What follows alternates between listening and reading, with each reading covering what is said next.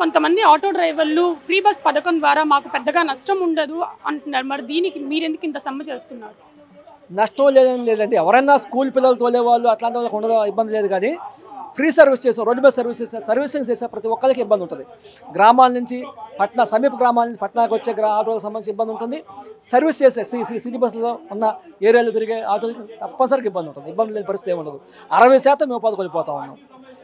అంటే మీ ఇంట్లో ఆడవాళ్ళు కూడా ఫ్రీ బస్ పథకాన్ని వాడుకుంటున్నారు, దీని గురించి మాట్లాడలేదంటే చాలా మంది అంటున్నారు. దీన్ని ఏమంటారు? ఫ్రీ బస్సు మాకు కష్టమైన మేము వ్యతిరేకించట్లా.